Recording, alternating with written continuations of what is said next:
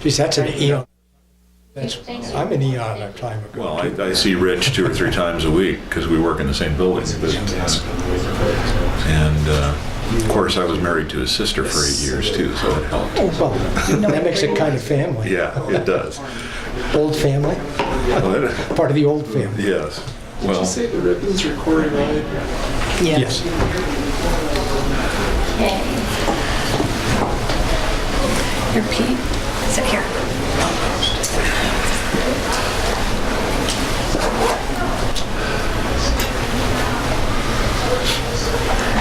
All right, Mr. Minority Leader, you ready? Thank you. I'm not the president. I'm Gene Davis. I'm the minority leader. The president is disposed a little bit this afternoon with some other things that he has to take care of.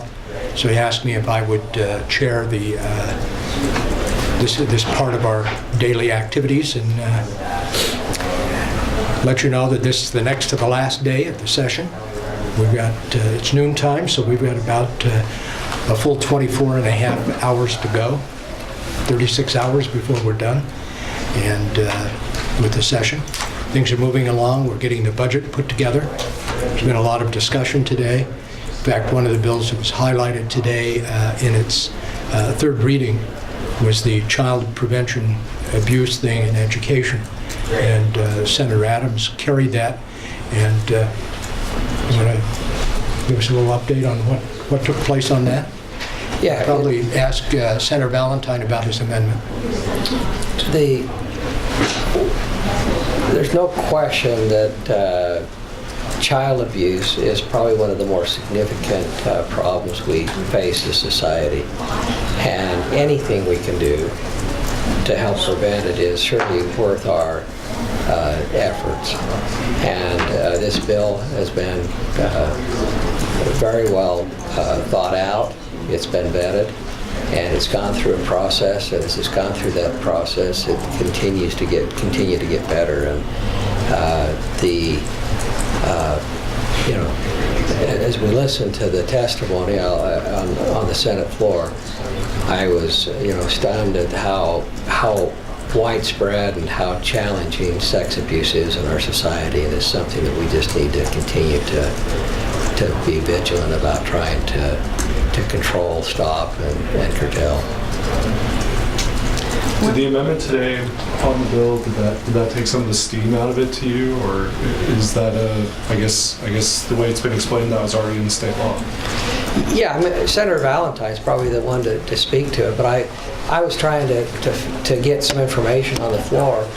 If it's already in state law, and I also think Senator Urquhart articulated and talked about that maybe it already applies, and putting it into this section, referring to it, maybe just simply clarifies.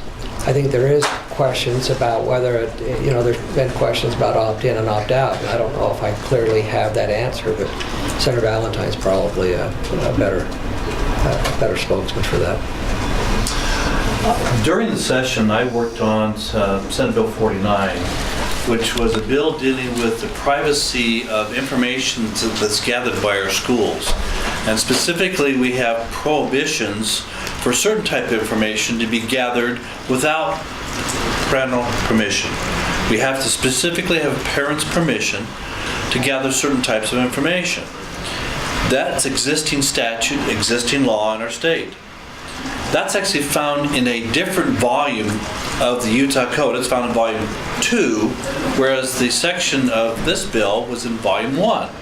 So chapter 20A and chapter 53A are in 2 different volumes of the code. They both apply. So whether my amendment gets in or not, it's exactly the same result. They both apply.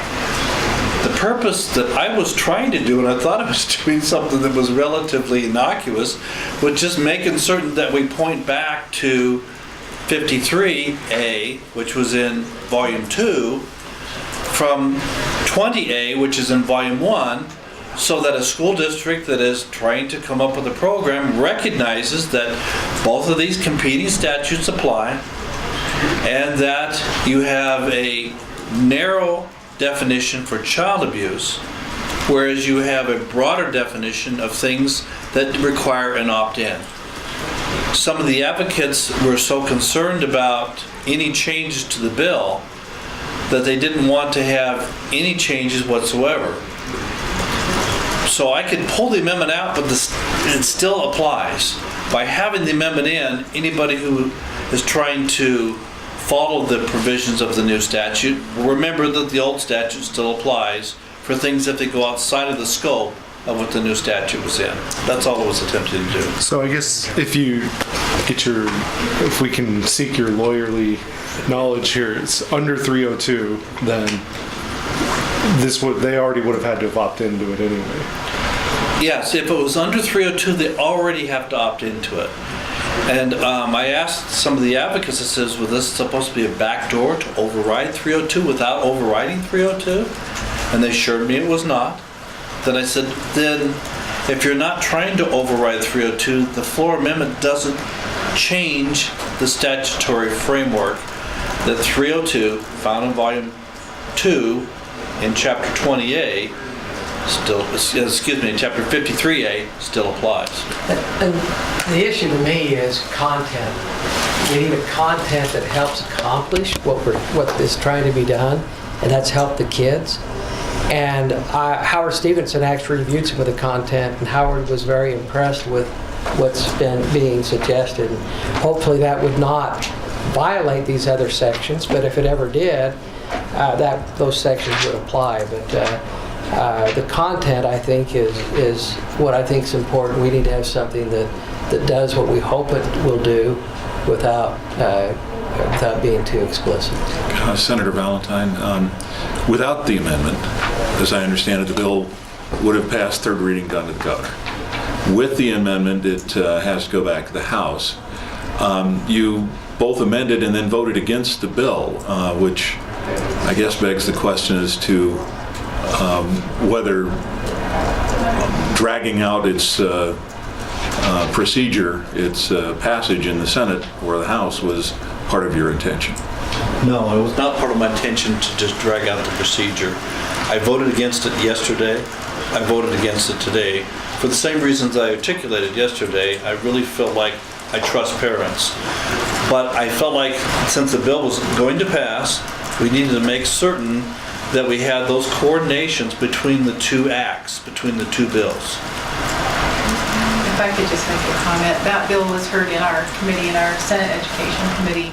There were a number of testimonies from people that did trust their parents, that were molested by their parents.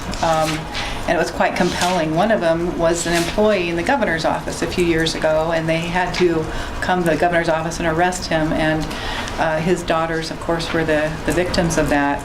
And DeAndre Brown is another example where, kids are taught to trust their parents. Not all parents do this, of course. I mean, I see this as an augmentation to what parents are already teaching their children. I don't see this as usurping parenthood. It's actually augmenting. And I think every child should get the information, arming them with age-appropriate information so they know what's a good touch and a bad touch. I think is extremely important. And then allowing people to opt out if they choose to opt out. It seemed to have all of the protections in it. It's gone through many, many hoops. And I think it's a great piece of legislation that's absolutely critical to our kids. My dumb question, because I was over in the House. So now, do they have to opt out or opt in? The statute provides that if they go into the areas provided in our existing statute, they have to opt in. The provisions of the bill says they have to opt out if it's for the narrow issue of child abuse. I think one thing that could happen is the curriculum with the amendment is the fact that to come up with the right curriculum that you can teach in the classroom, I think this could be a chilling effect on that. I don't know. I really like to, I hope that it comes forward. I hope that that these programs are taught in the class. I think it's very important that children receive knowledge. And so I'm hoping they can find the right curriculum that will meet the test of the amendment that was put into it. Now you have to remember, though, The statute would still apply without the amendment. Title 53A applies even without the amendment. But it narrows what can really be taught. You know, and I think it's really important. This bill has been vetted, and we get it after it's gone through the House, and a lot of the input's been made. But the enactment date, I think, is 2016. We're talking about the school year, so we're talking a year and a half away. Is that at least okay? And what I think needs to happen, and what I think will happen, is that we've got 18 months to resolve some of these issues. This issue existed whether the amendment went in or not. I think we need to keep looking at it and trying to and if the House determines they don't want it, they can, you know, we can come back and it may stay in or it may not. But what I think is really important is that we stay involved, make sure whatever happens is the best possible program for the kids. And we've got 18 months to do it. And we need to take care of, we need to focus on this problem. It is a problem that we need to focus on as a state. And I think it'll give us focus for the next 18 months to make sure we get it right. And we tend to do that in Utah. Candidly, if the bill had been drafted in Title 53A, which is the state's system of public education, rather than in 20A, the amendment probably would not have been needed because they're both in the same chapter and it would be in exactly the same volume.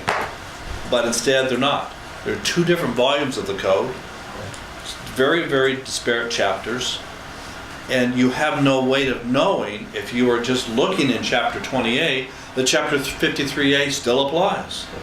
It still applies whether the amendment's in or not.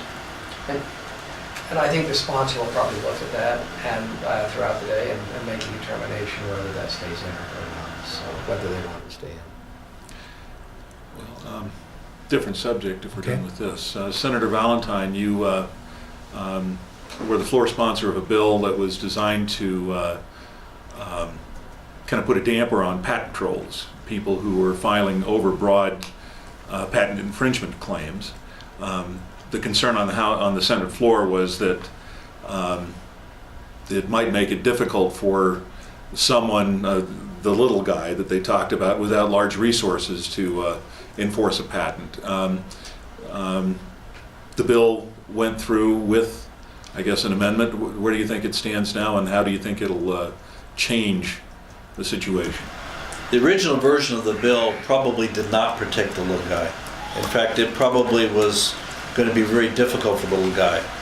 That's why we changed the bill in the Senate and did the substitute, and then changed it again with the floor amendment. Those provisions then provided that you have an item of things that are safe harbors. That if you create a safe harbor, in press conference, I'm in press conference right now. If you have a safe harbor, then you have those various different items that you can accomplish, and if you accomplish those things, you have a safe harbor. And one of those things, well, it's the patent number. It's your name and address. It's the name of the company that owns the patent. It's what you say that the person is, what they're doing that's infringing upon it. It's the item that they use. So it's not asking for anything that's really extraordinary. It's saying, you know, be specific. Don't just say, you're infringing my patent, send me a check for $10,000. That Nigerian prince argument that Senator Stevenson made. And so the bond requirements, is that still in the bill? It's not. Okay, but that was the The first version that I took out. okay. The heading on the bill for some reason still had that. The short title did? There is no bond requirement on that. Okay. This is all just demand letter now. Right, and the goal is to create a deterrent on sending a bad faith demand letter. That is correct. It's saying, okay, if you've got a good faith claim, have at it. But if you don't have a good faith claim, you put on notice that you may have liability for sending a claim that is done for false reasons or in bad faith. Okay. Oh, one quick question back on the child abuse bill. You said you're voting against that bill? I voted against it yesterday. I voted against it again today. even with your amendment? Remember, my amendment didn't change anything substantive. All it did is just say, this bill's gonna pass, so make certain that you coordinate the two provisions together Okay. in two different chapters. I mean, I can count votes. I saw it passed yesterday, it's gonna pass today. I just wanna make certain that it had, that everybody knew that this other section still applies. My amendment wasn't necessary, but it was gonna surprise people without it. Because what's gonna happen is this: without my amendment in, a district tries to follow just the provisions that over in 20A, where the bill is, the parents come in and say, hey, wait a minute, you're violating section 53A. And they say, gee, we didn't know about it. Now they know about it. Okay. Wondering, senators, if you've seen the report released by the House into the former Attorney General, what your reaction might be there. We haven't seen it yet. It was being released at 11 o'clock, and we were on the floor. And I asked Jim Dunnigan to get me an electronic copy of it. So I'll have a chance to be able to respond to that this afternoon if you want to come and get me. Okay. I don't think we've seen the response yet at this point. I haven't received I haven't it. either. Senator We'll look forward to it. Oh, I'm Yes, sorry. go ahead. I'm just bringing out Senator Valentine about House Bill 302 on the voter information, Becky Edwards bill, the voter registration information. The governor said yesterday that like that taken care of by the end of the session. It's lingering in rules. Is that going to pop out of there? There's two bills that are dealing with voter information. One is Senate Bill 44, which is over in the House, Senator Maine's bill. And then there's the bill that I'm sponsoring over in the Senate, which is Becky Edwards' bill, which is House Bill 302. Those both approach it slightly different ways. Our Senate caucus looked at 302 yesterday and was very concerned about it. Specifically, they were concerned about some of the objections that the state party has to it. The 44, our senators voted for and would rather see it go forward rather than 302, and that was made fairly clear to me yesterday. Senator Maine's So that's bill is no? on the board over there, so. So That's that's a correct. no? If Senator Maine's bill doesn't pass, we really need to do something, and I'd still like to carry Senator Representative Edwards' bill, but I don't have the support right now in the Senate. Now, the Dunnigan's bill, Representative Dunnigan's bill, passed with an amendment to try and keep confidential some of the business relationships that people have. Have we made that bill too broad now? We've exempted, of course, attorney-client privilege and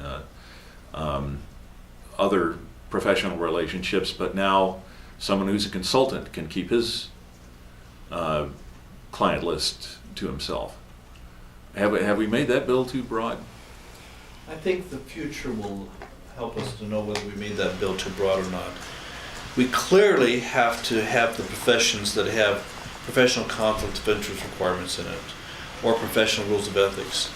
The legal profession of which I'm a license holder, you have to have that or else you basically choose. I'm no longer an elected official.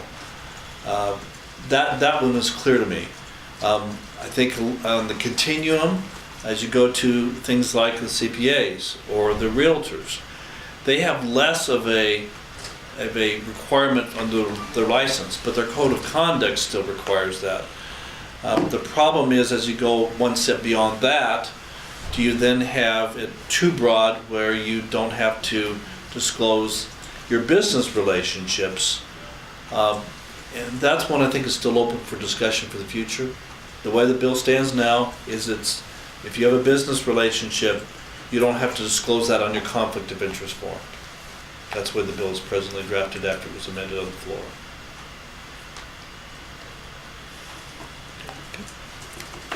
Other questions? Tweet Sute. Thank you. Should we go and find out about is there any tweeting or anything else? Representative Romero, I What? talked to her in the hallway while you were on the floor, says she's Okay. going to move to concur Thank you.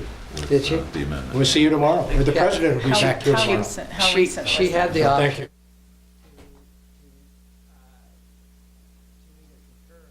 Her, and of course we go to a conference committee and see what to do. my recommendation to her was to vet that section to make sure it did what Senator Valentine thought. If it didn't, we take it another direction and not concur, so. I'm not, So that- you probably want to get a most recent update from her. So you might want to talk to her, okay? Okay. That's surely, we have options and. it's Well, that great- was as of an it's a hour ago, process. maybe. It's up to her. Yeah. So, Senator Jones, you're saying that since I spoke to her, that may I have don't know how long changed? ago. Yeah. I maybe. spoke to her an hour ago, Oh, okay. Well, but she said she would move to concur, but that was an hour ago.